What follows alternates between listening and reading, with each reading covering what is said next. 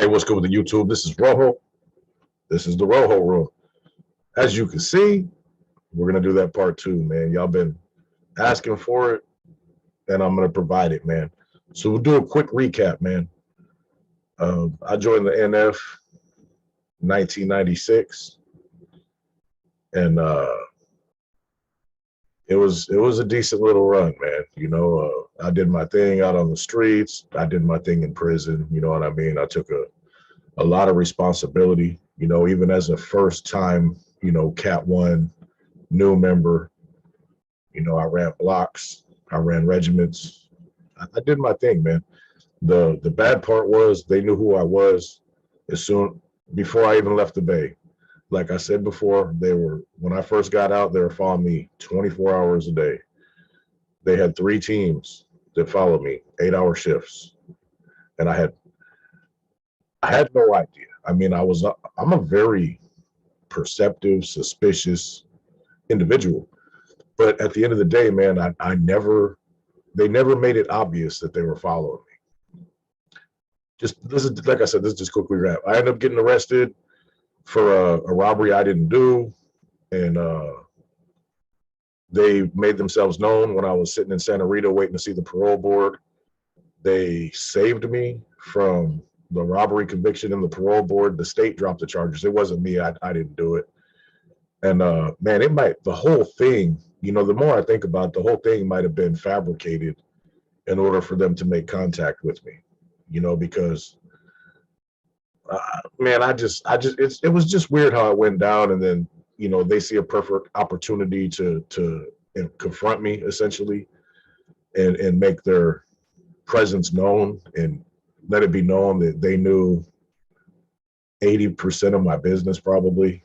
And a lot of it they shouldn't have known without help from other members. So, like I said, they got me in a position where I knew my channels were breached.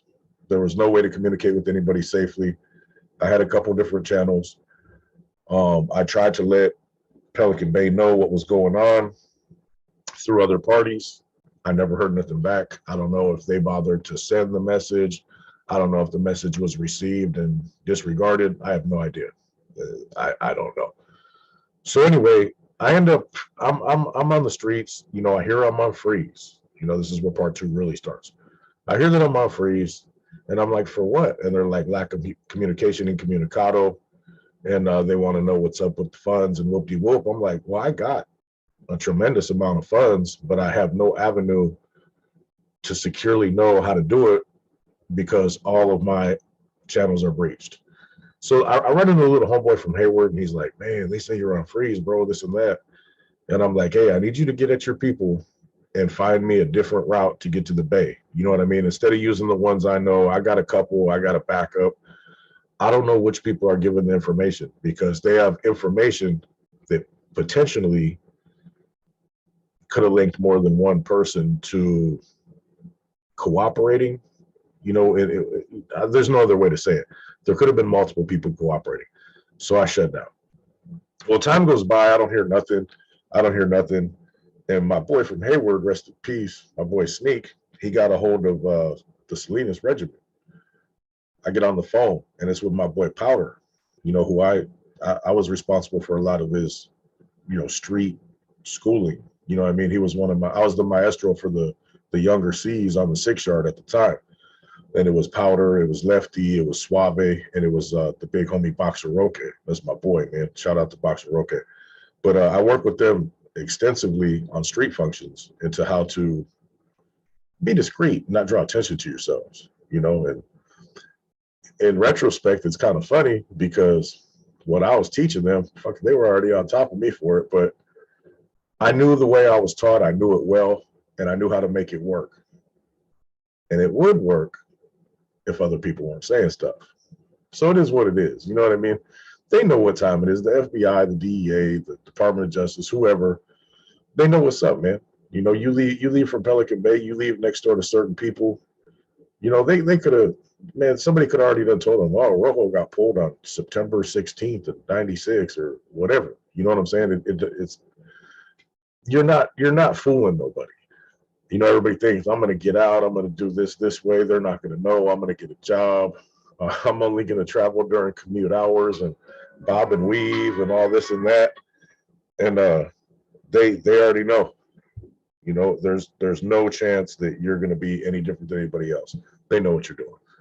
Let's just keep it 100. So I get in touch with the Salinas Regiment. My boy Powder, he's like, hey, you're on freeze. The fellas got some questions, and you know, you had got subpoenaed. So I got subpoenaed and went to the grand jury. I was gonna dispute it, but they said they locked me up if I didn't show up. So I'm in my head, I'm like, I'm gonna go there, I'm gonna tell them I don't know, I never heard that, et cetera, et cetera, et cetera. And that's what I did. The one thing that they got me on was when they asked me, they had a board with the chain of command written out, you know, the whole MESA and you know, top 10 captains and whatnot. They had 9. There was an empty spot. And they're like, do you fit in on this board? I'm like, nah, you know what I mean? And they're like, other than that, is the board correct? And I kind of just shrugged my shoulders and see what the grand jury, they can interpret. And they allowed my non-committal shoulder shrug to be used as an affirmation. That's what the judge said right there. Will acknowledge the defendant's gesture or the whatever it wasn't defendant, but will acknowledge that as a confirmation of the question asked. Then I didn't even really trip on it. I'm like, whatever, you know what I mean? So they're asking me about murders, like, and I don't know. I never heard that. Whoop-de-whoop. And in truth, in real life, I didn't. It wasn't my regiment. It had nothing to do with me. I had been on the streets for a pretty considerable amount of time that time, and I had heard in passing about some of these things that had happened, but I had no direct knowledge. So the fact is, I didn't even have to lie. You know what I'm saying? So much. Like, of course, I denied things that, whatever, you know, they tried to threaten me with perjury, and I stuck to my guns. I'm like, I don't know. Who ordered this? I have no idea. Well, wouldn't it be if these guys are in the MESA and this guy is this, they'd have to order that? And I'm like, man, to be totally honest, I don't know. And I, you know, things like that I did, but for the most part, do you know such and such? And it was mostly questions about Salinas in the Valley. And truth be told, that's not my business, man. I was always taught, you know, in the regiment to focus on your regiment and not to cross regimental boundaries. And there's a reason for that. And the reason for that is, look at who they question. They question me, and I'm from Pittsburgh, Concord, Antioch. You know what I'm saying? I'm not from Salinas, Watsonville, Gilroy. I'm not from none of them places. But they're focused on asking me these things. And the reason they teach you not to, you know, hang out, let's be from the East Bay and let's be from the Valley. Let's not intermingle, because if you guys fall and they break one of you, everybody's going down, because somebody's going to tell them they know their business. And even if they don't have firsthand information, the things that they've heard, etc. So I don't say nothing. You know what I mean? There's probably hundreds of pages of grand jury testimony. I never admitted to anything. You know what I mean? I never acknowledged anything. I never implicated nobody or anything like that. Well, come to find out, the fellas got at Powder, and they said they didn't like some of my answers. However, it's not that big of a deal. I could be fined and reinstated $10,000. And so I'm like, this is when they first really started doing this. This is 2003 or 2004. I'm not sure. It had to be at least 03. And I'm like, that's suspicious to me, because that wasn't a common practice that was readily implemented back then. You know, I had heard about a buyback like one time, and I'm like, man, that sounds suspicious, bro. And come to find out, I was supposed to refuse to go to the grand jury and accept the incarceration. And what that does, though, is that holds you in contempt of court indefinitely in jail until you agree to be questioned by the grand jury. You know what I mean? Which is does it make sense? Yeah, I mean, from a gangster standpoint, yeah, don't ever say nothing whoop-de-whoop. But the fact is, you could turn a simple, you know, I went in there and I bullshitted my way through it. You know what I mean? Which, according to some people, I should not have done. And I get it. I was in the wrong. You know what I mean? Did I know better? Yeah, probably. But I thought, hey, well, everybody's going to see what I said, and more importantly, what I didn't say. So I'm like, it's gonna be all good in the end. I had no way to get a hold of nobody. Nobody was communicating, nothing. Excuse me, you guys. So I show up, I meet up with Powder in Oakland or Hayward or something like that. I slide up, Powder slides out, and I talk to him. He's just like, man, some of the fellas aren't really happy with what you said, but they're not really tripping. You pay a fine, you can come back. No, no loss of status. You'll be right back in your position. Whoop de whoop. And I'm like, all right, well, I didn't want to say right then, like, man, fuck that. You know what I'm saying? I wanted to. So I'm like, all right, let me get them ends together. You know what I mean? I'll get back with you. And man, I went and chewed on it for, a couple of days, man. And I just didn't trust the fact that, I would pay that money and everything would be good. I thought, they were gonna try to take your boy out. You know what I mean? I was leery. You know what I mean? So I'm just like, man, fuck that, bro. And this whole time I'm starting to hear accusations that not only was I not communicating, but I was basically stealing funds, which is 100% incorrect. We had the funds, every dollar accounted for, ready to rock and roll. As soon as I was able to remaintain a solid channel to the Bay, to my people, and that once they got to moving around and started sending people here and sending people there, it was just basically, instead of the rumors of me being on freeze and whatnot, it was the Rose all bad on the BNL. And one of my boys, he had got out of the Bay. He's like, hey, your name's on the list. And I'm like, you serious? And that's what got me to thinking. It's like, damn, maybe my name's been on the list the whole time, and they were just trying to dope feed me out of 10 grand and then gonna whack me anyway. You know what I mean? So, I just basically just tried to take myself out of the picture and be real discreet, and went kind of real low key, moved up north from the Bay, and just went and reestablished where I was at. And I was still doing all kinds of deviant activities, man. I was still slanging big weight. I was still doing this. I was still doing that. But once I heard my name was on the list, and the main thing was once I heard that there was allegations and rumors that I was stealing, I was like, oh man, they're gonna try to dust me off. You know what I mean? And that was absolutely not true. So, that pretty much made my decision for me to just, man, I need to stay out of these people's way. And whoop, got out of town, got a house up in Yuba City, and just started living a normal life, And as time went on, and I see everything that transpired, and come to find out, just a few months ago, we talked to somebody who was deeply involved in the Black Widow indictment from a law enforcement standpoint. He reached out to us on YouTube, and he basically said, man, that the only thing that saved me from being indicted was the 9/11 World Trade Center incident, because it took all FBI personnel and put them on. Every FBI agent in the country went to counterterrorism. They had to change their priorities. He said we were on the next wave, myself, Flacco, Boxer. There was all kinds of individuals who were on the next wave of the Black Widow indictments, man. And the only reason they did X amount at a time was financially, courtroom availability and things like that, or they would have tried to do everybody, but they ran out of room, and they just didn't quite have enough. Because the thing with me is they didn't have me on no crimes. I had no crimes. All they had was gossip, rumors, hearsay. I never got caught with the bag. I never got caught with the banger. Man, I mean, they probably really, really could have pushed the envelope on conspiracy based on, moving funds around, but that would have been a real low level case for them. You know what I'm saying? That they would have had to prove that came in without any kind of direct hand-to-hand sales, video recorded, phone recorded, things of that nature, they would have been hard pressed to find a really good conviction that would have put me away for a long time.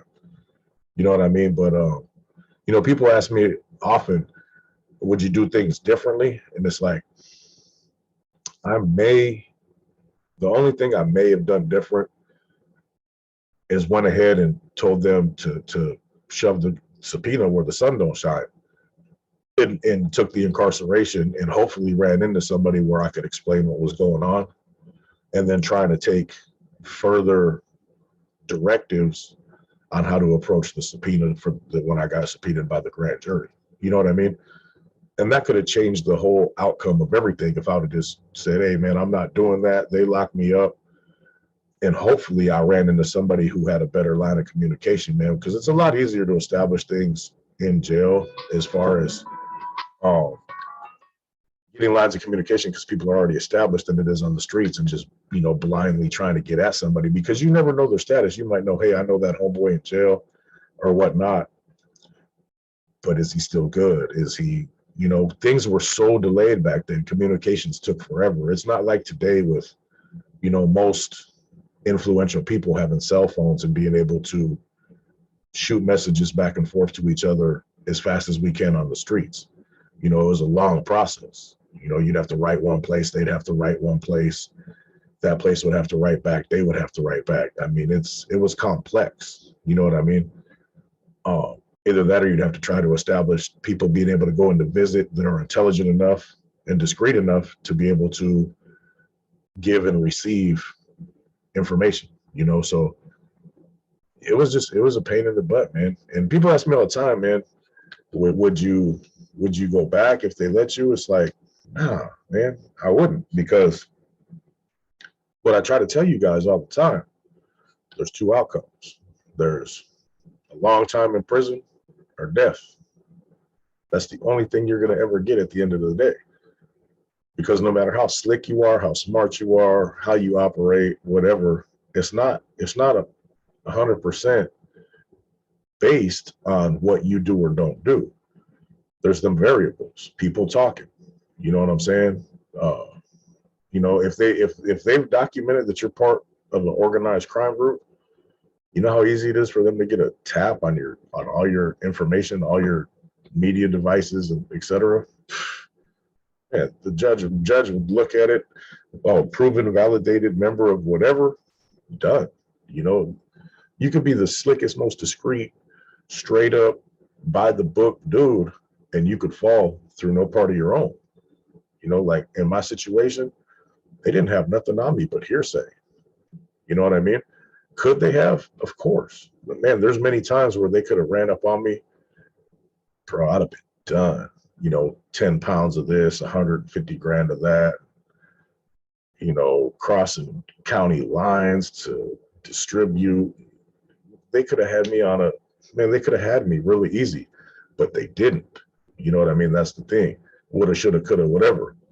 But they didn't have no crime to go along with my thing. But looking back at the past, I did my thing, to the best of my ability at the time. And I wouldn't do it again. You know what I mean? I wouldn't do it again. Would I trade the experience? Not at all. But like with my mental state now, my foresight, and my broader understanding of life as a grown man, like there's no way I would do it again. Because right now, if I stayed on the path I was on, I'd be Cat 3 somewhere in some federal institution wishing I was at home. I mean, let's just be 100% real. There's nothing fun about prison. Are particular days good? Do you have a good time? Sure. Best day in there's not like the streets though. You know what I mean? So no, the answer to that, definitely not. I wouldn't do it again. But I would also not change what has happened, if that makes sense at all. Because you learn a lot of good things about life. Through the thousands of hours of education you get, there are a lot of good concepts and a lot of things that are applicable in other aspects of life that you take with you to the grave, which I use to this day. You know what I mean? You know, I come across as this happy-go-lucky, funny, you know, whatever, however it is you guys perceive me. But that education that I received is always working. You know, I'm not the best speaker. I'm not Gunner. I'm not Flacco. You know what I mean? I'm a thinker though. And the mistakes I make, they're just overlapses. They're not based on anything. They're just whatever. But I'm not going to make no tragic errors. You know what I mean? Everything I do is thought of from A, B, and C, maybe D, E, and F, depending on what it is. You know, so I wouldn't change nothing. You know what I'm saying? I don't have any ill animosity to any of them dudes whatsoever. There's a lot of brilliant people. There's a lot of good dudes. There's a lot of people that got some bad crimes, but in their being, they're good people. Tibbs was one of them. Corny is a good dude. You know what I mean? I've met a few. Pocky is a good dude. You know what I'm saying? I don't know Skip personally, but what I know about him, he's a good dude. DC's a good dude. I don't know Skip, so I can't comment on him. But a lot of them cats, man, they're righteous people, bro, that if they chose a different lifestyle, they'd be amazing people to have in society. And I hold no ill will toward them at whatever. I hope they all get whatever it is they're striving for with minimal influence from whatever. But, you know, I'm glad what happened at the end of the day, because, man, I'm here. I got a dope family, badass kids, bro. And I wouldn't have none of them things without that intervention from the FBI and SSU and whoever the hell else some people were. You know, they essentially did me a favor, because I'd be somewhere in Florence or whatever, trying to direct traffic, looking at other charges, and I'd have damn near 30 years in now. You know what I mean? So I'd be a focal point target of everything that ever happened moving forward. You know what I mean? But yeah, anyway, it started off on freeze from incommunication. It developed to I was stealing. Well, let me add this real quick. I was generating so much money that when they lost that because of the incommunication, it hurt. It hurt bad. You know, the numbers that, you know, not to toot my own horn, because it mostly wasn't me, it was mostly Mexican Mike. Allowing me to generate the type of income for the organization that I did. You know what I mean? So that hurt. There was some hurt feelings. People weren't getting things. There wasn't no more, hey, Rojo, can you slide to Sanjo and pay my niece's PG&E?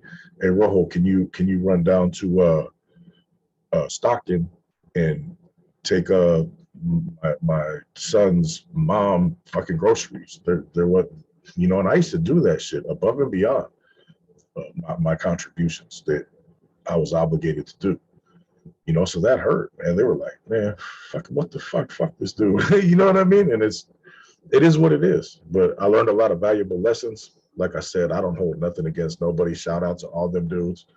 Hopefully some of them can get to come home and, you know, whatnot.